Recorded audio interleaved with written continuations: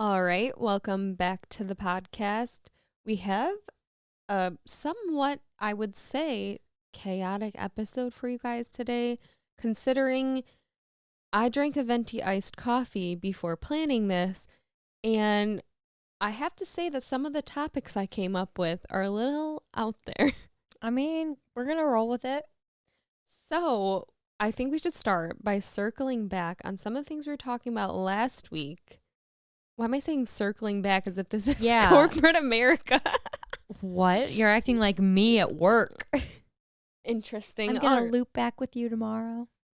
Let's circle back on that. Anyways, so we were talking about that show on Netflix called Kaleidoscope. And, I said we would do our homework, watch it in whichever order Netflix gave it to us, and let you guys know if it ended up making sense. I did watch it. I'll give you guys my order that I watched it in, and it made sense to me. However, in very Britney-like fashion, she did not make it through the series. She finished one episode, but you were kind of saying that with that. So here's my thing. Goal of the assignment is to, understand if you can watch it in any order. And my thing is, from what I've seen online, I just don't think that if this show was a normal show in which it had a regular order, that people would be invested in watching it. I feel like the draw to it is that you can watch it in any order. But if it was just your normal run-of-the-mill Netflix show that has 1 through whatever for the episodes, people wouldn't be that into the storyline. And that's kind of what I found with starting with Pink. 1, I was lost at what was going on. 2, no part of me was invested in this storyline. Because you didn't know the characters or anything yet? Yeah. See, so for mine, I got lucky because, like I said, when I was reading best case scenario order, it said start with yellow. So that's how mine started. And so I watched it in, right here. I watched it in yellow, green, blue, orange, violet, red, pink, white. And I felt like there were things in the very last episode that I was still confused on what was going on. Yeah. Until the very end that it tied it all together. But I kind of liked it because I was like, oh my God, that's what that was about. For sure. So I did like it. But again, like you said, would people even be talking about this show if it was just another thing? I don't know. Very good marketing, very good way to put out a show. So overall, I think it could have worked. You probably would have been more confused for longer because you didn't start at a good one. But in the end, it would have all came together. I probably could have stuck to it and powered through, but I could not bring myself to have that kind of patience. Also, that's very in character of you. Also, we were talking last week about all those problems with airlines that happened in December. And, things just really took a turn for the worse. The FAA grounded all U.S. flights today, which when you're seeing this, it'll be 2 days ago. Over 6,000 delays occurred from a system outage that the system relays time-sensitive information to pilots. So this was the first time that all U.S. flights were grounded since 9/11. And right now they're saying it was not an outside source that shut the system down. However, they're not 100% certain. Yeah. So who's to say? What I will say is, I guess 2023 has started on a great note.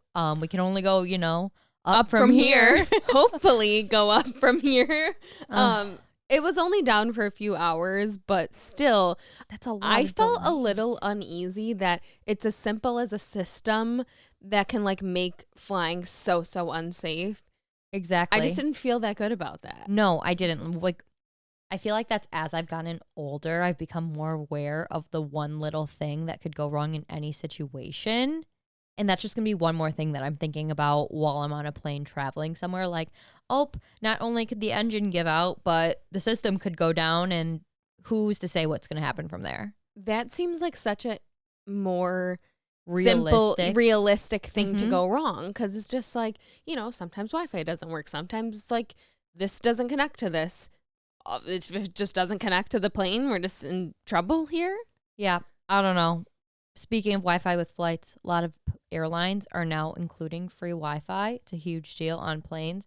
So I say that because I always thought if you used your phone on Wi-Fi or something that it was going to like take up too much technology within the plane and the plane was going to go down because like you were using your phone in the sky.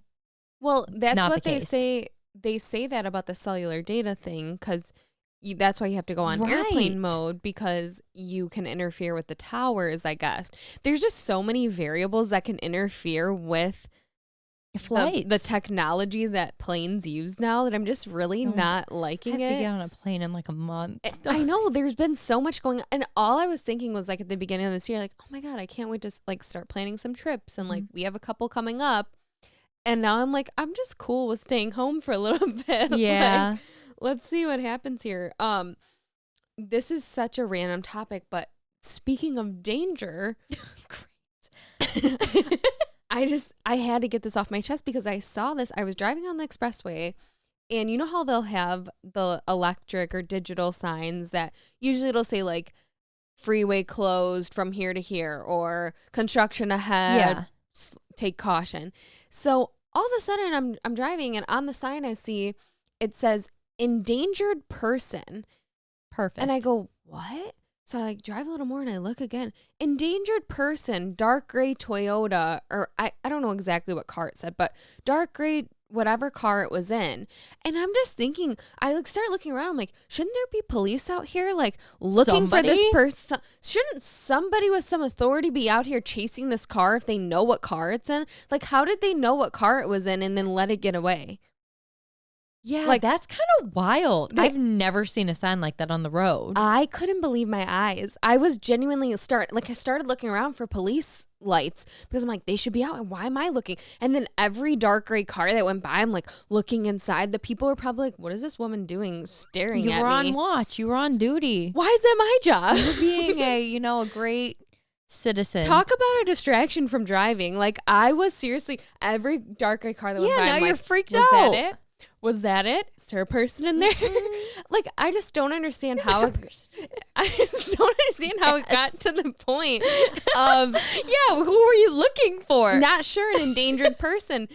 But at first, when I saw endangered, like, I thought I was going to say, like, endangered species alert. And, like, then it was going to be, like, an animal to, like, not hit while you're driving. What endangered species would be walking around the streets of Michigan?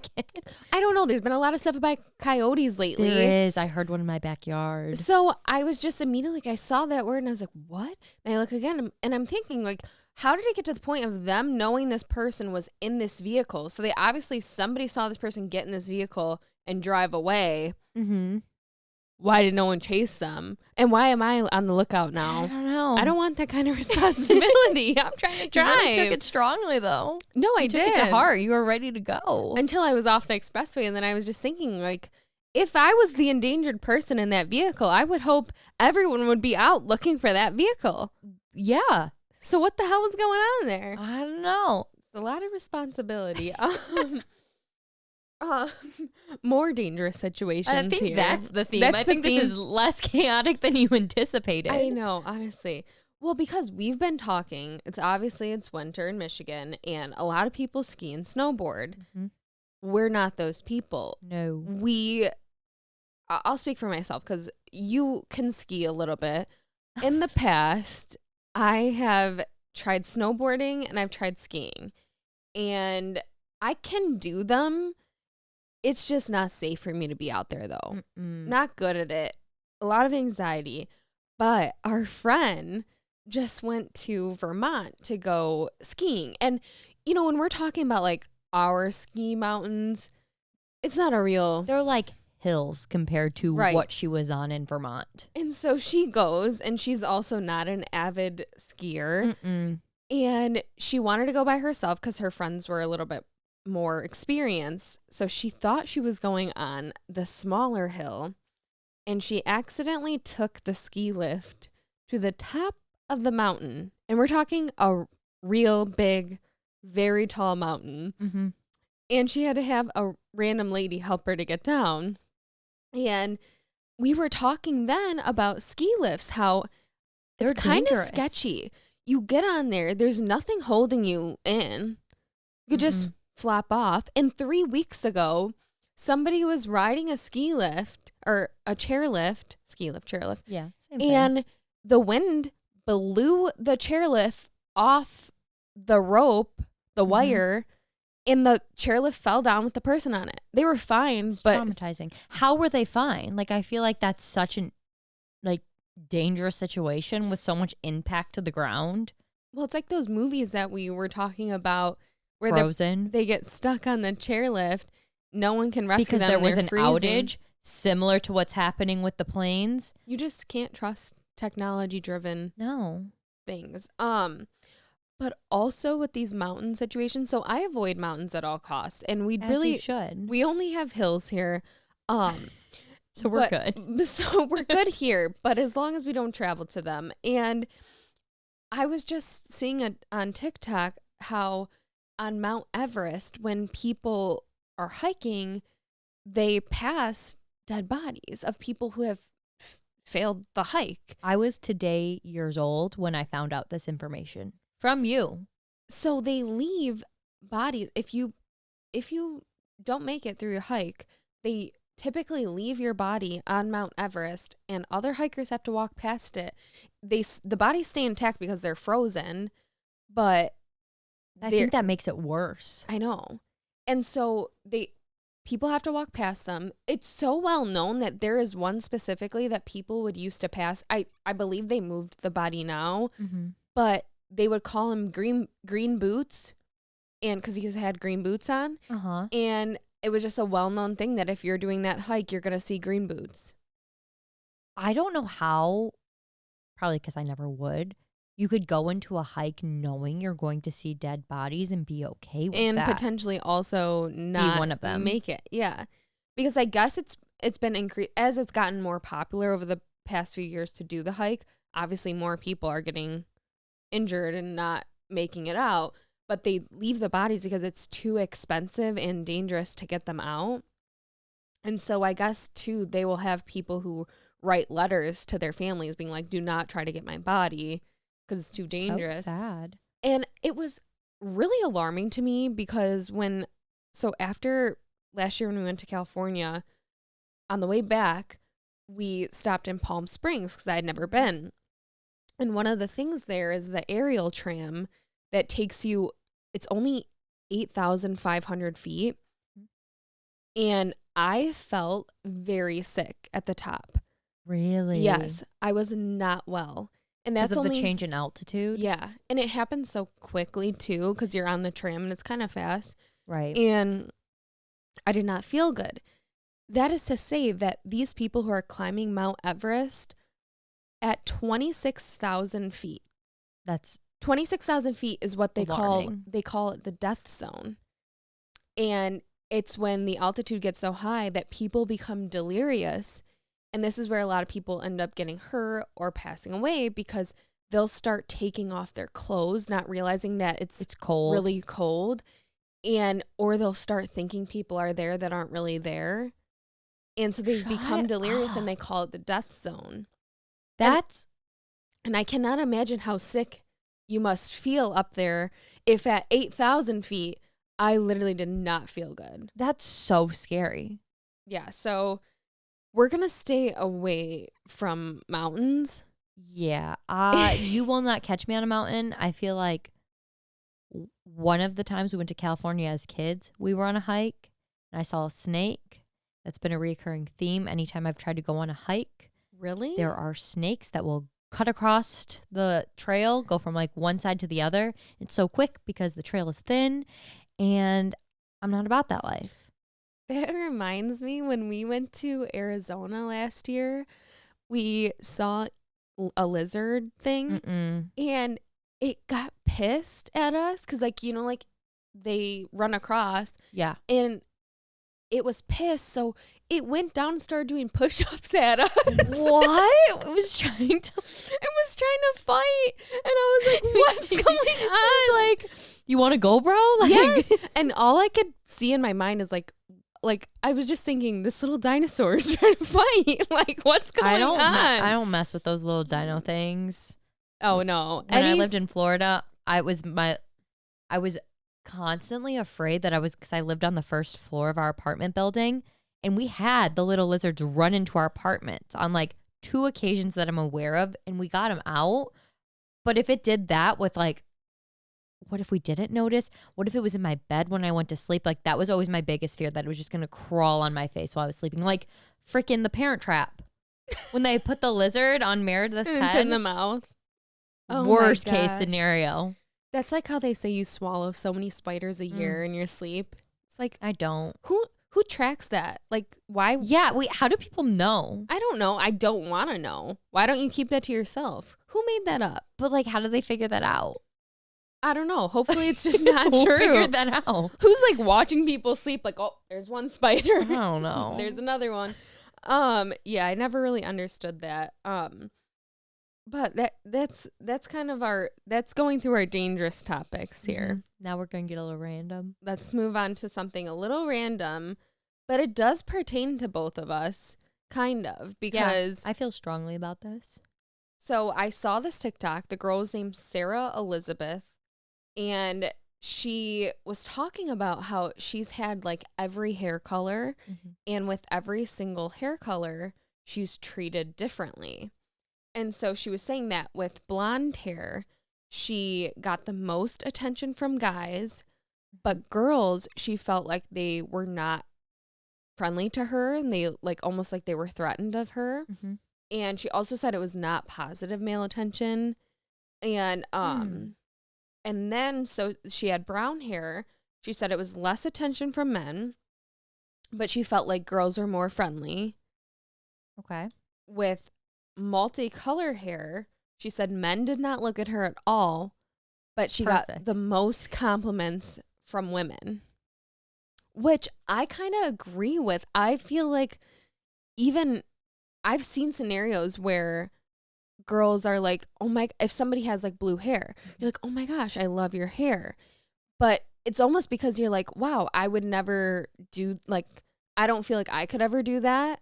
But it looks like so good on you, and like power to you for like for sure doing that, and not, you know what I mean? Yeah. And so I could see that.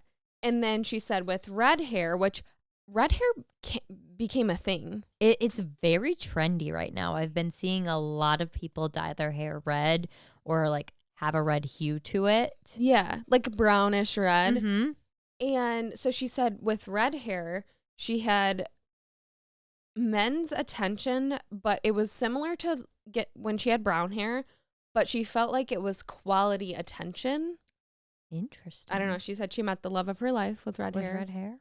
And she said for some reason older people really like her red hair, and that women do not. Women don't like that? That they're threatened. Well, I feel like red hair is really cool. I agree with a lot. Maybe I don't agree with a lot of this, but it definitely makes sense, because I feel like as someone who's had blonde hair, when you said the attention from guys at first, I was like, I don't know. But you're like, but not positive. I was like, that makes sense. I haven't had a lot of positive interactions with men. But with the girls being intimidated, that I totally get, because anytime I've ever made a new female friend, I always get you're actually so nice. I thought you were going to be a bitch. I thought you were really mean. And I feel like people with blonde hair traditionally in media always get, like categorized as the mean girl, the brat, the drama queen, like something of that nature in movies. Like it's a stereotype. Yes, the mean one. This kind of all goes with like the stereotypes of those people. It sucks. I've had the blonde hair, like super, super blonde. Yeah. Also, now I'm just kind of like brown, I would say. But I also was like dark, dark brown at a time. And I feel like at all times it definitely was a little different. And I feel like when I had blonde hair, and maybe this just correlates with either the time in my life or like, I don't know, maybe I had resting bitch face. But when I had blonde hair, I feel like I would always get like, Yeah, I used to think you were like a bitch. See? And I don't ever get that now, but maybe it's really? But also maybe it's just like the time in my life. Like, when am I really meeting new people in person, I guess? That's true.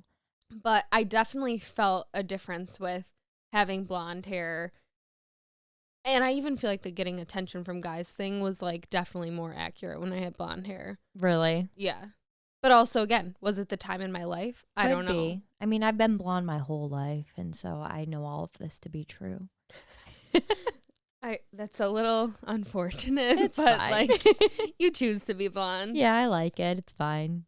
Every now and then I consider going back. I know you've talked about this with me, and I'm like, well, I was so brave when I was younger of changing my hair all the time, and at one point I had pink in my hair too. I don't know if you remember pink that. in my hair. I had like hot pink in my hair, and now, you know, obviously I wasn't. I just said I took a break from dyeing my hair for I think 7 years, 6 years, whatever it was, and now I added a little bit of highlights in, but I thought that was wild for me. And It I is definitely, wild for you. But you know what? Like, every time a trend comes out where like the red hair is in right now, I'm like, should I do it? Should I? I could see you with red hair.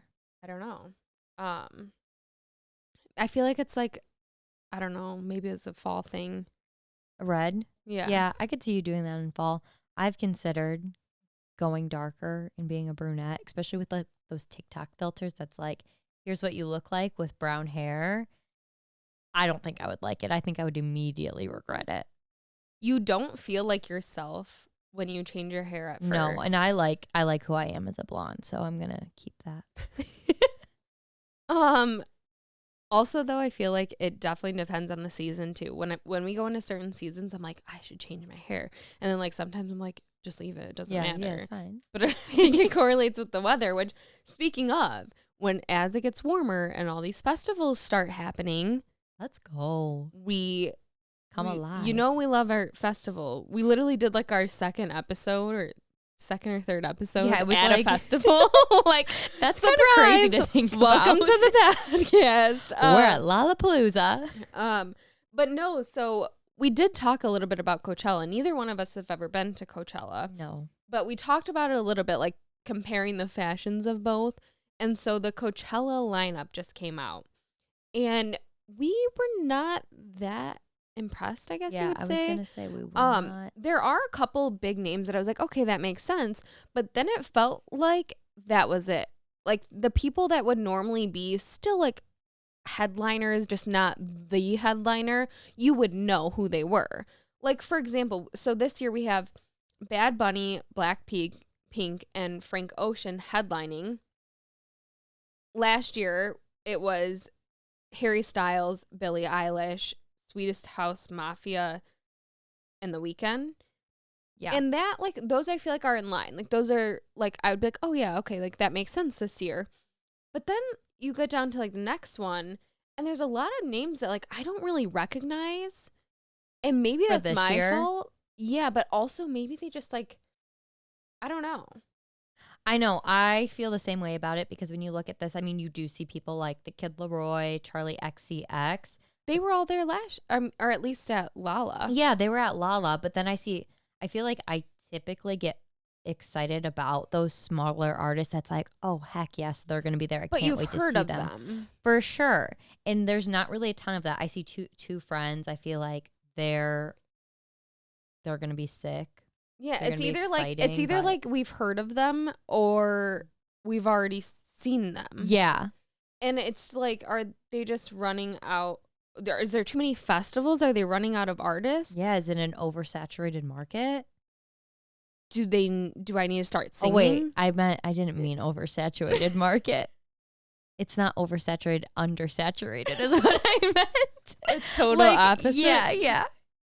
Yeah, no. It's like, do they need singers? Should I start singing? I mean, maybe. Relive my glory days from middle school. You did dabble in the music industry for... I seriously, it's so embarrassing. Hold on. So in middle school, so funny. I learned how to play guitar. And, I always thought I could sing. So I decided to do the middle school talent show. However, I did the parent talent show, And then I did not want to do it in front of the school so bad that I scheduled a surgery. Did the most to get out of it. So I had like a tooth thing that I had to get cut like in my gums or whatever. Right.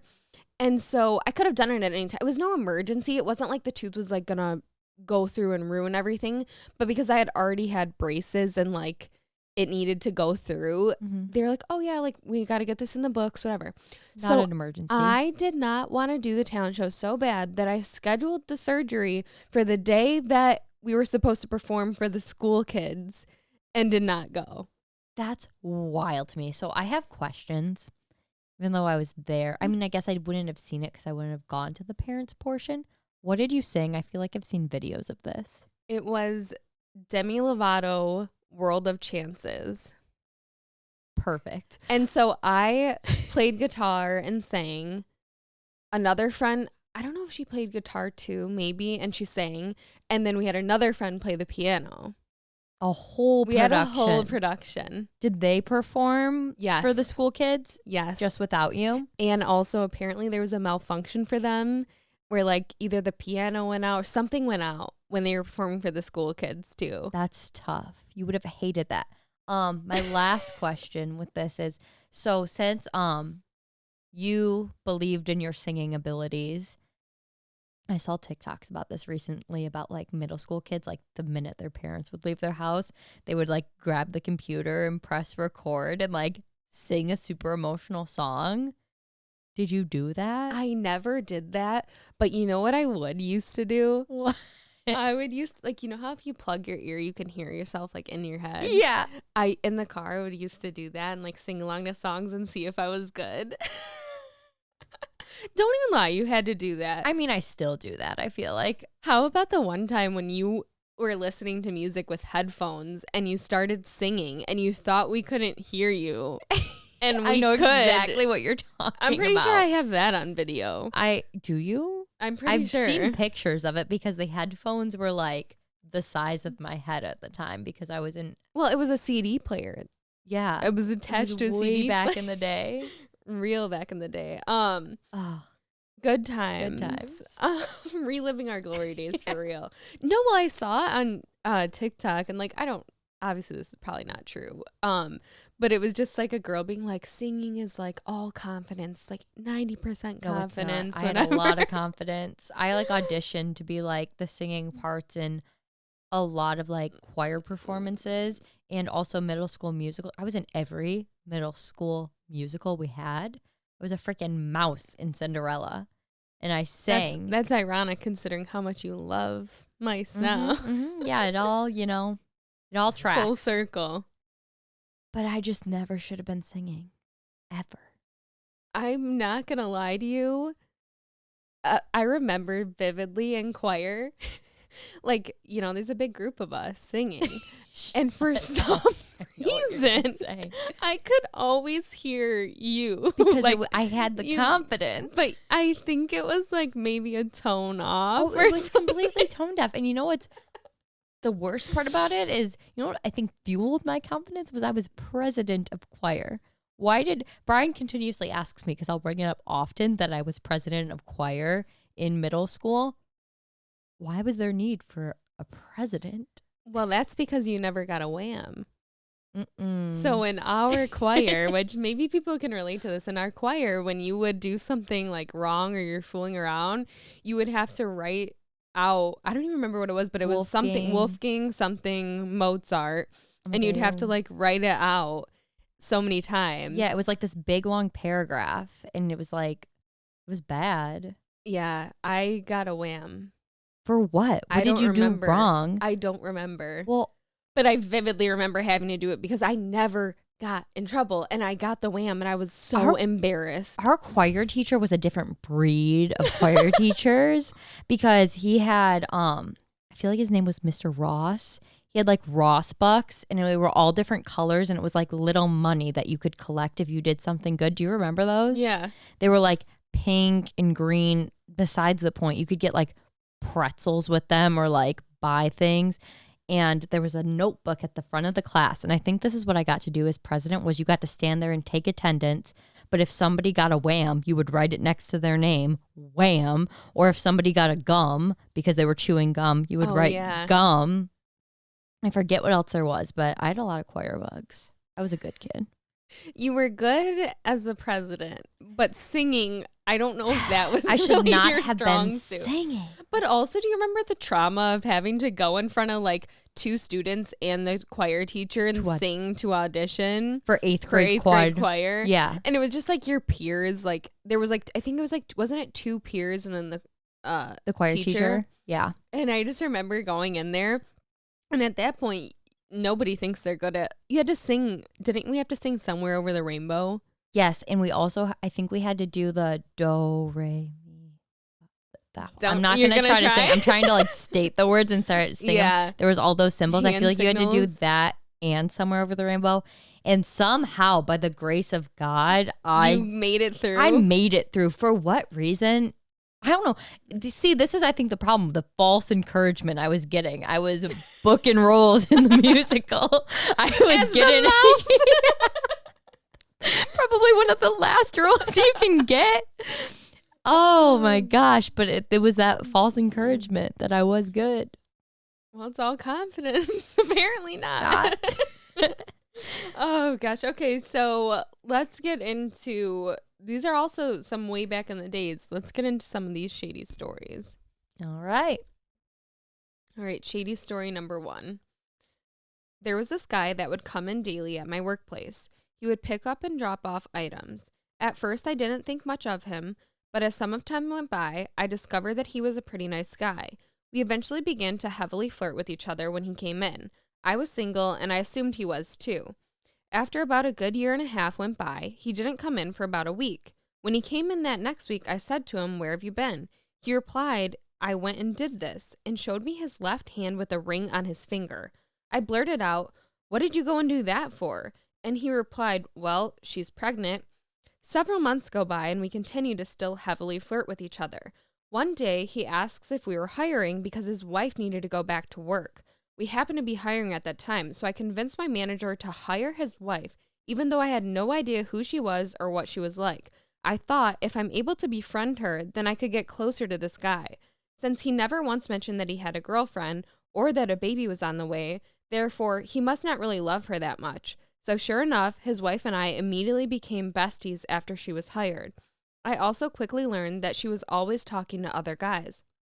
She would leave the baby with me just about every weekend so she could take off and go visit family or friends out of town. I helped her with her online schooling, so I saw her texts and emails describing the planned visits and intimate encounters with guys. Every time she would come back home, she would immediately pick a fight with me, accusing us of messing around while she was gone. I eventually got tired of the accusations. I told her husband about her supposed family friend trips that weren't really what she said they were, and showed him the emails. The only reason why I continued to be friends with her was so I could basically hang out with her husband. So then, the next time she went out of town, we decided to take our flirtatious relationship to the next level. Fast forward, they eventually got a divorce, and he and I have been happily together for the last 10 years. That is insanely shady. I mean, they didn't do anything until the other girl was messing around, so I guess it's fair. Yeah, it's fair. I don't know. The whole relationship seemed like probably not the best for the married couple that got married. Yeah. I always kind of see this, like it's very common that people will get married if like a baby is involved just because like they think that's the right thing to do. I feel like that just never really works out in the end for them. It's not like, a lot of happiness there. It's not going to save anything. If the relationship's not good, the relationship's not going to get better. Like, no. Well, that's the same thing with a lot of times people will, if they're having problems in their relationship, they'll think, let's have a baby. That's going to solve all of our issues. Right. And it does not solve all your issues by having a baby. Bringing a new human into the world. It's probably the opposite of what should go Raising on a child is difficult, so that is just going to add some more stress to. And now there's another life involved, so just Mm-mm. not the best probably way to handle things. I would say this is like an 8 out of 10. That's what I was gonna say. All right. Shady story number 2. My dad and his childhood best friend had both been on and off with my mom for over the past 32 years, and she had kids with both of them. It's a messy situation as my half-brother's dad felt completely betrayed by my parents getting together when they first broke up. When I was 13, my mom got back with my half-brother's dad. My half-brother has always been a badly behaved guy who was into drugs and never finished school. I am the sensible sibling who has my stepdad's trust more than his own kid, despite who my dad is to him. My stepdad had a conversation with me about his house and the money last year, which I didn't think much of. He was saying how he didn't want to leave anything for my half-brother or mom as it would be disposed of quickly and wasted.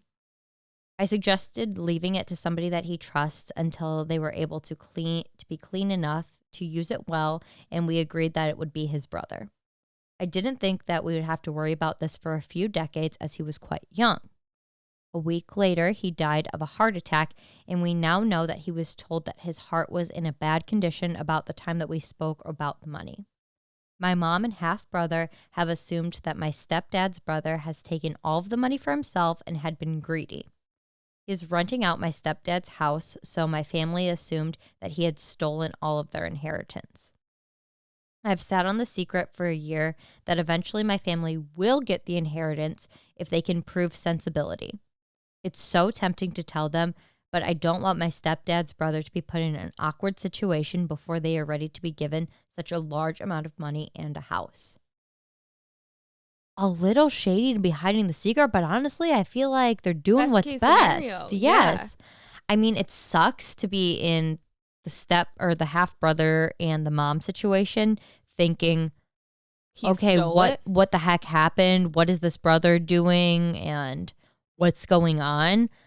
But I feel as if it is what is best. Couldn't they inquire about that information? I would think so. I feel like people's wills, once they've passed away, become somewhat public knowledge to the family, at least. At least anybody who's in it, usually. I mean, I would think so. I feel like, thankfully, I've never had to be in a situation with a will or any kind of inheritance. But I always feel like in movies, there's like a real official reading of the document. Yeah, that's kind of what I was imagining too. But being the brother that has it and knows that he's going to have to give it to them, and they're probably being so mean to him right now. Oh, I'm sure. Imagine his position. He's probably feeling like, I do not want to give them this at any point. Oh, heck. I mean, they'll be happy once they do, but, they just got to only if they prove they're gonna do the right thing with it, I guess. Which, how do you know? What's the factor that determines that? I don't know. That's gonna be interesting. But yeah, that's a lot of that's some family drama there. And having the secret, I feel like you would want to throw it in their face, like, well, maybe if you got your life together. Oh my gosh. It would be so hard to not do that. But yeah, that's a lot of biting your tongue. I would say this is like a 7 out of 10. I was gonna say 6. Okay. Agree to disagree. Mm-hmm. Okay. Shady Story number 3. This one is titled The 6-Year Mistress. Back in my college days, I began a 6-year relationship as someone's mistress. At that time in my life, I was in a 2-year relationship and we were going strong. One night, we went out to a party and I noticed another guy, we will call him R, on one of the couches. I instantly knew I was in trouble as he was extremely attractive to me. Fast forward about a week or two after the party, my boyfriend comes to me and tells me that the same guy, R, at the party, asked him if I was single or not. Of course, my boyfriend told him that I was not, but my boyfriend knew me very well and asked me not to pursue whatever idea or thought I had in regards to this guy. But I did. I ended up finding him on Instagram and reached out to him. We talked and decided to meet up. I was very nervous as this was the first time I was intentionally about to cheat on my boyfriend. I snuck him into my house and down to the basement. For the next 2 years, we continued to hook up when we could. R got a new girlfriend who happened to be my sorority sister from a different university. His new girlfriend, we will call her A, and I have had discussions about R in the past before they started dating, and she knew that we had hooked up when I had a boyfriend. A few months before they dated, I had hooked up with R one night, and a few days later, I found out he and A were talking. I ended up calling A to let her know that I had slept with R only a few nights ago, and I let her know that this is the type of guy that she'd be dating if they ended up becoming a couple, which they did. After that, I became engaged to my ex, and I was beyond happy. I hadn't messed around with R since he started dating A, but when our annual homecoming came around a few months later, I saw R there and talked to him a bit. He said he wanted to discuss something with me and asked if I could come over to his place after homecoming ended. So I went to his place and we ended up sleeping together. From that point moving forward, my relationship with my fiance deteriorated. By the end of spring, I was unengaged, but still continued to sleep with R. So for the next 3 years, I stayed single, having fun, living my best life, but R was always there and he was always around when he could be. Between those years, I began to fall in love with R, even though he still had a girlfriend. I ended up confessing to him that I had fallen in love with him, and just as I predicted, he did not share the same feelings. After telling him my feelings toward him, the feeling began to slowly fade away, and I no longer wanted anything to do with him. I decided to focus on trying out the dating game once again. As a final update, as of December 2022, R is still dating A and still continues to sleep around on A and slide into other girls' DMs to get some, but I'm no longer one of those girls. This is messy, but I feel like it's a classic case of a guy wanting to be able to have their cake and eat it too. Such a common theme. Mm-hmm. And I think it is disrespectful and tasteless when men choose to act in such a manner. But that's besides the point. The real point is, I don't know. It seemed like there might have been some underlying feelings there. Mm-hmm. I agree. You cannot have your cake and eat it too. It will never work out. Even if you think for a short period of time that it's working out, it's not going to. It's going to bite you in the ass and you're going to end up with no cake. No, you're not going to end up with any cake because I'm sure it's not going to last with R and A because it seems to be a really toxic situation that they're having here since he can't decide what he fucking wants. Excuse my language. But poor, what's the letter of our main character's name? We don't have a letter. The narrator. They, they were holding on to it. But they made the right decision in the end and they let it go because they realized that, even if ultimately they would have ended up with R, it was never going to work. How were they going to trust them when they knew they were sleeping around? They knew exactly what R was up to this whole time and still wanted him. And I feel like that's a classic case of, us women, we just want to change men sometimes and be like, you know what? I'm the one they changed for. And we're going to ride off happily ever after. No, don't trust those men. They are playas, and we don't mess with that. Not in 2023. Stay strong. But you know what? This could be an unpopular opinion. Oh, let's hear it. I don't think you can change somebody, but I think somebody can change. I agree. People can change. I will say that. But I feel like people change for themselves. They don't change for somebody else. Exactly. So in this case, she was never going to get him to change. Mm-mm. And neither will A. Mm-hmm. But maybe he will change one day later. And I don't think he's going to end up with either of these women. Correct. I feel like he'll end up with somebody else once he's matured and once he's decided to make that change internally. My guess is, and this is me being a little bit more mature than my past self, like 30 seconds ago, maybe he's going through some stuff internally and he is lashing out in this way. But you know what? That's so fun to talk about. It's fun to come a player. Oh, okay. So what are we rating this? 9 out of 10. Okay, I agree. Okay, it's cool. Strong ending to the Shady Story. Real strong ending. We had some good ones this week. They were all a little bit longer, but very, very good. So please keep submitting your Shady Stories. The link is in the bio. And I hope you enjoyed this little bit all over the place episode with our topics. But fun. Yes, so we will see you guys in the next one. Bye, everyone. Bye.